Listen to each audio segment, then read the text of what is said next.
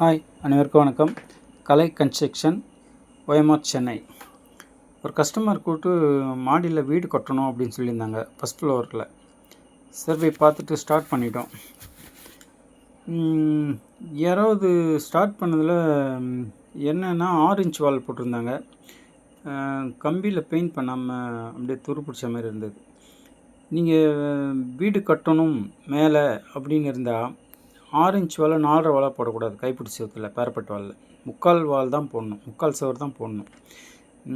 அதேமாதிரி கம்பி விட்டுருப்பீங்க, அந்த கம்பிக்கு வந்து பெயிண்ட் பண்ணிவிட்டு தான் அதுக்கு வந்து ஜல்லி போட்டு க்ளோஸ் பண்ணணும். உடைக்கிற மாதிரி ஜல்லி போட்டு க்ளோஸ் பண்ண உடைக்கிற மாதிரி போடும்போது அது துரு பிடிச்சிடும், சீக்கிரமாக வேஸ்ட் ஆகிடும். அதனால் பெயிண்ட் பண்ணணும். பெயிண்ட் பண்ணிவிட்டு அதுக்கப்புறம் நம்ம அது பேக்கிங் பண்ணணும்.